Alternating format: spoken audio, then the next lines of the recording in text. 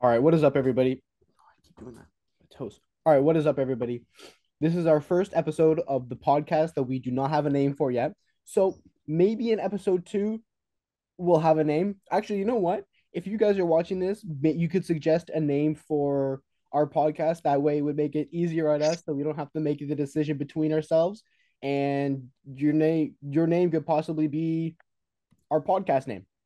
So for episode one, this is going to be an introduction video, kind of who we are. Um, we fish together. Why do we fish together? How do we meet? Kind of what's our passion for fishing? What are our goals? And we're just going to get into it like that. So just to start off, Dash, how did you get into tournament fishing? So my whole life from when I was a like child, I loved fishing. All I wanted to do was fish. And I want to say grade 9, my friend's mom found a website for the Kawartha High School Bassmasters. So that's how I first got into tournaments. So through that, we ended up qualifying, going to the high school nationals in the States, and that's where ultimately my spark and my passion for tournament fishing started. Um, and during all that, I joined the Quinny Bassmasters because at the time I didn't have a boat. So I was just looking for any way to get out on the water and get into tournament fishing. So I joined the Quinny Bassmasters as a co-angler. And that way I was able to get out in the water with a bunch of people, learn a lot from that until eventually I got a boat. Yeah. Yeah, so if anybody's wanting to get into tournament fishing, joining any type of Bass Nation club is a very inexpensive way. Even if you just go as a co-angler, you can get paired up with people who have who have lots of experience in fishing, and it's a great way to get out on the lake. And it's not very expensive. Like a lot of people think that even if you go as a co-angler, you have to pay big money. It's not very expensive.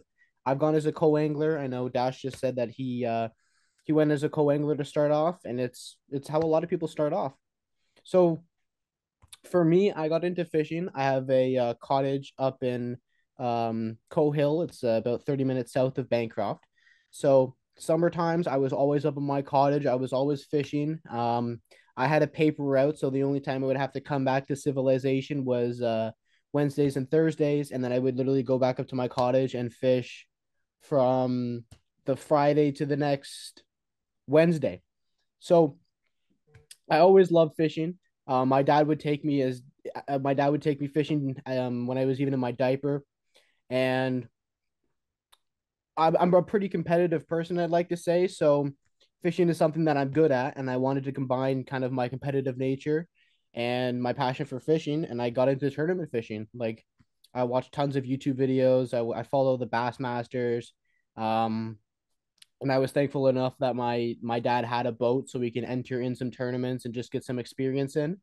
Um, once we had a little bit like the slightest bit of experience, we joined the Quinny Bassmasters, and that's how Dash and I kind of met.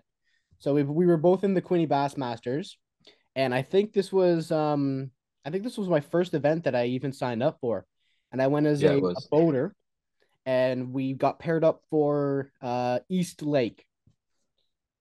I've never been before that event.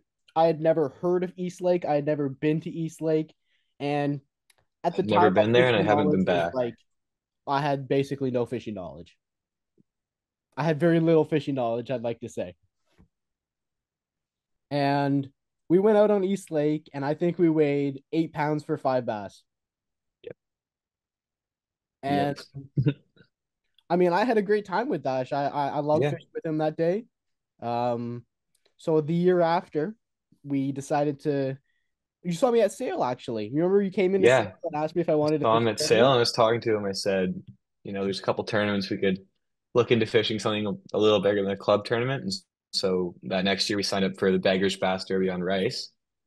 And so it started off, I went out pre-fishing a couple times and did phenomenal. Like I had about 20 pounds the one day I went pre-fishing the week before it. And then day of that tournament. So we thought at that time, so Kaplan has a 21-foot fiberglass boat and his dad has a 17-foot aluminum, but the aluminum had more electronics at the time.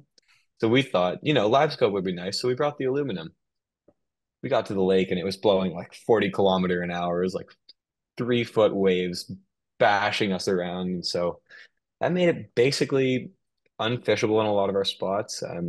We had a tiny, I don't even know if we had a limit, and We threw our we limit didn't end up way weighing too in far. because we were just, it wasn't worth trying to make it back in time through the rollers, so we just called it a day. We actually it was a Rice Lake tournament, right? So midday, it was the weather was just so it was nice out, but the wind was just so terrible that we stopped off at the Hiawatha. What do you call it? Like the area. The It was Hiawatha, convenience but like store, like, yeah, yeah, we went to the Hiawatha convenience store. We beached the boat, and we like mid tournament we left and went to the Hiawatha convenience store and just took a break. It was that bad. yeah. So Which I think is a good point there is just to quickly show how we've developed. I don't think we would ever do that now. It doesn't really matter how bad the fishing is. mm, I don't think that would ever happen. So that's a good testament to the growth we've had. So yeah, and despite these terrible results, like we had nothing going for us in these two events that we had just two fished dead together. lasts. Yeah, exactly. Two dead lasts. And we're like, hey man, like let's just keep doing this. Yeah. So we we just kept doing it. Yeah. I feel like we fished well together from the start. Like we communicated the best we could. And even on the thing that I think made me want to fish with you is even on those days when we were doing awful, everything was going wrong, the weather was terrible, we were soaking wet in the boat, things were getting broken. You almost lost a rod out the back of the boat. It held on by a crankbait to my sweater. And through all of that, we still had fun. We still stayed in a good mood. Like the morale was still there. So I Mm, knew you'd be a good person to fish a series with because even when it's bad, bad, bad, we can still try to make the best of it and just keep trying to build and do better next time. So yeah, definitely. So Dash, what's your passion for fishing? same thing, like as you, I know like it's all I think about. Um, Anytime I'm doing anything, I'm thinking about fishing. We're constantly messaging each other in the middle of the school day, middle of the night, Yeah, Saturday I love night, it. doesn't matter. I just get random texts. Oh, look at this waypoint I'm looking at on Lake Couchiching. Like, I think this is something to check out. And we're doing this in January. We're not going to be able to get out on the lake for months yet. And still, we don't stop thinking about it. Yeah. Yeah, yeah. Again, for me, I love being outside and fishing. I feel like is something that we're both good at. Like we can go into a tournament and not be scared or not be nervous that like we're just gonna bomb. Like I think we're both pretty confident people, and Yeah. in that like I'm not going to a tournament to lose. I think we both have that nature that we're competitive. We're gonna go and win this thing, right? Yeah. And just in every aspect of our life, like both of us wanted to get a part-time job, and the way it turned out, you're working at Sale in Oshawa, I'm working at Sale in Ottawa. Yeah. So even when we're both in school, we're still basing our jobs around fishing, basing our lives around it. Hmm. Um, so do you want to talk a little bit about our results last year, what we did well, what we didn't do so well? Yeah. So last year was real, um, our first real tour that we fished. I'd never fished, so we fished Shootout Fishing League, and it was my first real time fishing to develop tournament series. Sure, I fished. I had both of us have fished clubby events before. Actually, you fished Hartwell. What am I saying? Yeah. So it was really my first time fishing um a developed fishing series, and we did okay. We just barely missed the classic cut. However, we had some good events, and we definitely had some events that we probably could have done better on. But along the way, we still developed our friendship and the chemistry throughout the season. Like we had a couple rough events on rice and sturgeon where we both had missed key fish that would have definitely helped our bag and put us into a winning position. Um, Tournaments where we were on winning fish, we were on the right fish we and had a just, chance to literally win. yeah. And Going into next year, I think we got a lot of goals, we got high hopes, and we've talked a lot about it. Like we're ready. Next year, we're 100% committed. Every second we have, we're this is an pre-fishing, expensive we're out there, every minute on the water. So yeah, we've got some pretty brave goals for ourselves, but that's the way that we function. If we aim high, we know we're going to do everything we can to do our best. So our big goal is team of the year. We want to prove ourselves. We want to show what we're capable of. Like we did well last year, but Yeah, we showed we ourselves have a more than really good anything. basis to build off of. Like we did really We solid in our first year, and just expanding upon our spots and spending even more time on the water, I think our results are just going to get even yeah. better. And with before last year, we barely had any base on most of those lakes. Yeah. Like we'd fish them now and then, but not much. And Mm. with that, with probably a lot less time on those lakes than a lot of the competition, we consistently stayed in the top half, top third, sometimes top quarter of the competition. So we're really happy about that. Mhm. One thing that the biggest thing for us next year is continuing to fish together well as a team. Like in our first season together, I don't think we ever argued. Like we probably didn't agree all the time, but we never argued. We always were really good about building on top of what each other are thinking, Mhm. using each other as ideas instead of thinking I'm right, you're wrong. And it all just ties into having confidence in each other. Like I trust if you go out pre-fishing that there's that where you say there's going to be fish, there's going to be fish. And I think it's the same the other way around. Like Yeah. if we pre-fished completely separately, we'd have 100% trust in what each other found. Mhm. Um, so I think we did a really good job in our first season of fishing well together, really good chemistry, collaboration. And I think next year we just got to keep that up. And as we get physically better at fishing together, it'll all tie it together and we'll do even better. So Yeah, we get along really well on the boat, and we've never really had an argument, right? I don't think we've yeah, ever had an argument. I've definitely I've definitely been frustrated, but we've never like it's never gone past me just going, oh come on, or you just yeah. going And it's shit. like in the bad times, like Sturgeon, you lost 3, 4 pounders in the span of maybe 15 minutes, if that, probably less. Yep, I was mad, And man. you're mad. You sat down, you sat in the middle of the boat and you had your head in your hands. And I just said, Kaplan, get up.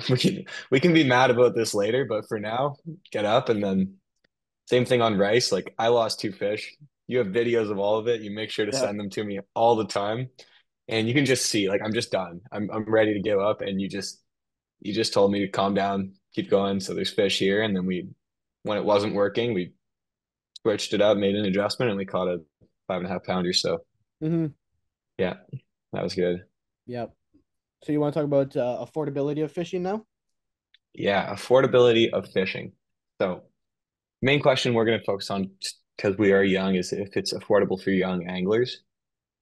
And for young anglers for a full tournament series, I'm going to confidently say no, it's not Not at all. affordable, not even a little bit, but Nope. it can be done. We made it work. I mean, I don't think I saved a single dollar last year for what Oh, I made. It was every dollar I made was entry fee, gas, equipment.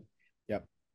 So I'd say to most people's standards, probably not affordable at all, but it's something that we wanted to do. So Yeah, there's on definitely the contrary, if you wanted to go as a co-angler through a club, I would say it's absolutely affordable and doable for pretty much anyone. yeah, yeah, and that's something you Um, can say with experience.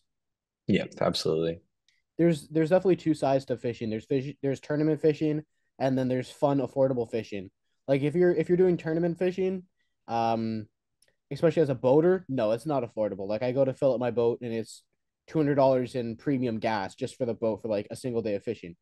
Mm. I wouldn't consider that affordable for someone like myself who's 18 and has to work like 40 hours just to go fun fit or just to go fishing for a tournament on the weekend, right? If you Yeah, wanted to do fun fishing on the other hand, it's very affordable. Fun fishing is something that anybody can get into. Like if you just go to Sale or you go to any of these other stores, you can just pick up a fishing rod and reel combo for like $50, baits for another like maybe $20, go to a local pond, go to a local creek when there's fish, and go yeah, catch fish. Like for under absolutely. $100, you can go fishing for the day. Like Yeah, even on family day. So there in Ontario, there's fishing regulations that you have to follow and fishing licenses and stuff like that that you have to maintain that you have to obtain. Whereas like on family day, and I'm not sure if they do it for any other special day, you don't even have to have a fishing license to go fishing. So for under $100, you can go fishing for the day. yeah, and Ontario is really good about comparing like our licenses to Quebec. Like our licenses are extremely affordable, and compared to a lot of places Yeah. in the States, very affordable. There's the options for a day pass, week pass. You can buy your Hmm. license in a 1 year chunk, 3 year chunk. They make it really versatile. Do it So online. it's not, yeah, exactly. Yeah, like this year, first time we went out on our way to the lake, I realized I didn't have my license yet because I forgot that I'd turned 18. And so I got it in maybe 5 minutes on the car ride there. Hmm. Super easy. Yep. Yeah. Um, Now our the strengths and weaknesses you see in yourself in your tournament fishing or in any fishing really. So I've been thinking about this. So for me, my tournament, my weakness would be I fish too fast. That's kind of a generic one. But the main one here for me, my weakness is I always think I'm right. Like I always think that I'm fishing something and there's got to be fish here. It's got to be the right way. Like I think that when I'm fishing, this is the right way to fish. And I think one of Dash's weaknesses, if I can comment on it, is not telling me when I'm wrong. And I think that's something that we complement each other pretty well with. Well, actually, no, Yeah. because we need to work on that. I think that's something that we need to work on in our tournament relationship is Yeah. Dash telling me when I'm wrong. So, for example, when we went out to the Bay of Quinte, I went out for one practice day and I ran all the way to the Picton area and I caught one 3 pounder. And Mhm. the launch was out of Belleville. It was an hour and a half boat ride to go from Belleville to like the Picton area, all for one 3 pounder. It was Yeah. not worth it. And I think, and I don't know if Dash will tell me this, but I think that Dash should have said that it's a terrible idea. Why are you running an hour and a half for one 3 pound fish when between Belleville and Picton, there's got to be more than one 3 pound fish between that area? Yeah, and that day, like I wasn't there for pre-fish at all. I think I worked the day before it. I think that tournament was on a Saturday, and I had no chance to get out. So it came down to trusting what Kaplan found, and the issue was he launched out of Picton banking that he would find something, and so we had no option between where we were going to fish. We had no idea. So our options were to run there and figure it out, or stay in the Belleville area and figure it out. And looking back on it, we should have taken. We got nothing anywhere. We're gonna have a lot more time to fish here, and just put the trolling motor down, just fished and fished till we found fish. Yeah, we would have There's done so that. much good water on Quinny around there that there was no need to make all that run for seemingly nothing. Yeah, we wasted Um, like 3 hours running when we could have had that fishing in the Belleville Trenton area and caught just as many fish. Like we had yeah, 10 pounds, and all our fish, all our good fish, literally came in the Belleville area at yeah, the end of the day and when we had ran back. yeah, and I think that's just our decision making. Like we learned from that. We did that once this year only. Like, Hmm. and I think we learned from that. I know that now if we have a terrible practice, we'd focus more on either stuff we've done well on before or just optimizing our time to fish, which that was neither of those things. So it Yeah, definitely wasn't our brightest decision, but I can confidently say we won't do that again unless we have a little more that we're running all the way to. yeah. Um, I think that's our biggest weakness. yeah, absolutely. We definitely And we definitely could use our electronics more in practice though. Like, yeah, I think my biggest, I don't know about you as much. You definitely use them more than I do, but it's just off of my what I'm used to. Until this year, I didn't have side imaging, so this year I was just learning how to master and use side imaging, and I definitely didn't use it to the potential of it. Like I was always once I was on the spot, I'd keep the side imaging on as I first like idled in, never really going out of my way to go along and scan and find that isolated structure. Um, and then with live scope, like we have it, we might as well use it for everything we can. And I don't think we used it anywhere near as much as we could have last year. no, Like definitely we not. used it. There, I think maybe one tournament where it was really changed anything for us was maybe Tri Lakes, finding the thick clumps of the weeds. Yeah, And that was the only time. It was never, we we've never really never used it utilized as sitting our there electronics. watching the fish and pitching to them. Um, it's always for us just been about structure, like dialing in on the thicker patches of weeds or finding the edges of cabbage. Like that's been more it for us. And I think we can definitely build on that because it's one of the most effective tools in fishing, and you paid a lot of money for it, so we might as well get everything we can out of it. Yeah. Watching some of these Um, elite guys absolutely dominate with their electronics, and we have the same electronics, not the exact same, but we have the same kind of technology that they're using. We have to utilize it more. Like I think, especially with live scope now, we have to just go all in this upcoming season. Like for we sure. just have to. It's just too good not to. What do you see as your biggest strengths? I think my biggest strength personally is just being able to fish with you. Like, Yeah. and I don't mean that in a bad way at all. Like I think that we complement each other very well. Like we have very similar fishing styles, and I think that it complements. I think that complements us very well. Yeah, for sure. Yeah, Mm-hmm. I think that's good for both of us that we collaborate. The other thing that I think both of us do really well with, and I think this just roots back to we've been fishing our whole lives. We've fished for our age. I don't think you'd find two people with more time on the water. And I think our biggest is just our biggest strength is probably just our ability to find fish. Like with very limited time on the water, the amount of tournaments this year where we had 1, maybe 2 days of pre-fish and we always found a decent limit of fish. Yep. Just our understanding of fish patterns and fish behavior to be able to just use navionics and our very limited prior knowledge of the lakes. And I'd say almost all of the time, the main spots we had our eyes on held fish, whether they were the fish we were looking for or not. We were on the right track most of the time. So I Mm-hmm. think that's really good for us in our first year, really breaking down lakes on such a limited amount of time. Yeah. So just quickly, like if you were to adapt one thing into your fishing arsenal for this upcoming season, what would it be? Electronics, and I plan to get more on my boat, so I'm going to have a lot more time to learn to master them. But it's where this industry is going. Like Mm-hmm. electronics dominate, and you can see that. Like it's not that you need it or that it's always going to win, but most of the guys winning tournaments are going to be using their live scope as much as they can. So Yeah. it's Yeah, that's what I would say too. Like I have live scope. I just need to get really good with it, and then mhm. that's that's something that I really need to add to my fishing arsenal for sure. Yeah, for sure. Mm-hmm. Um, yeah. All right, so now to kind of wrap things up here as we're getting through our notes here. Um, why are we starting this podcast, Ash? So it all roots back that all we do is think about fishing, and so I think there's a lot more people out there, and especially in the tournament industry, but just all around that during the winter you got ice fishing, but it doesn't really fill the void that are just No, thinking not about stop bass fishing. fishing. So we're constantly talking to each other about fishing, and we figured, you know what, why not share what we're thinking, share our planning for upcoming season, share what goes on kind of behind the scenes of us as two young anglers just getting into the big time series and like really just showing like what we're thinking about how we're preparing for the season, what's going through our heads.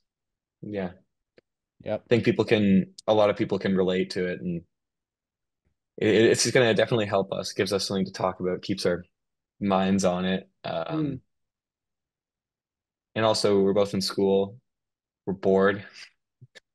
Um, it's just a good break. I think we both love talking about fishing, so mm. and I think our plans to hopefully get some guests on here and that can help everyone learn. So if you want to talk a little bit about our plans there, that'd be Yeah, so we're wanting to teach people kind of how to fish. If they're wanting to get into fishing, we're going to be teaching some tips, tricks, and tactics, what baits to use, when to use them, how to locate fish if you were to go to a new lake. These are just some of the ideas that we've already come up with. As well, we're also wanting to learn if we have a guest that comes on that we both respect and we want to learn from them as well. Um, and we also want to yeah, so each different episode, we're gonna try to have a different guest come on, kind of talk about different topics that people like to listen to, kind of share the guest's opinion, and then that's kind of what we're wanting to learn. Maybe you guys can pick up some tricks from them as well, and yeah, yeah. So hopefully people actually watch this and want to see more of it. So anyone who does, let us know who you want to see, what you want to hear from us and what you want to hear from other people. mm-hmm. Um, we definitely despite being young, I think we have a lot of valuable knowledge to share. And with fishing, even someone who's way better than us and beats us every weekend, there might be something they can learn from the way that we look at it. Coming up in the new generation of bass fishing, new anglers, there's always going to be new stuff to learn, whereas we have a lot to learn from more experienced anglers. So I think that any ideas, anything from beginner fishing to the tournament level that you want to know more about, whether we can help you learn that or not, if not, we'll look for someone who can share more on that topic. So Yeah, and kind of tying things back to the start, if you actually have a creative name for this podcast, let us know because it could we don't have a name. So it could legitimately be the name for this podcast. So if you have a name, comment it on wherever you see this and it could literally be the name of this podcast. So whoever comes up with the name for the podcast gets a trip with us next year. yeah, we'll guide you out on whatever Take a lake day you see, fishing. out on lake on Balsam Lake for Balsam Lake Bass. We'll guide you if you come up with the name for our podcast. Little as a little incentive. Love it. Also, this stash is staying on for the entire 2024 season. I thought I'd added that in. It's I not think changed. that stash stays till you catch 20 pounds in a tournament. Exactly. If you catch 20, you can cut it off. It's getting kind of grimy already. Hey? Yeah, it's going to be rough by August. I don't Oh, want it's to gonna be see bad. that. It's gonna be so bad. All right, well, it's getting late and we both got school tomorrow, so I don't know when we're gonna do the next one, but I've got to edit this one and get it to put up on YouTube and wherever first. So we'll see you in the next one with hopefully a different guest. You have any final words, Dash? No? Cut it before you ask me that. Oh, okay. All right. Have a good night, everybody.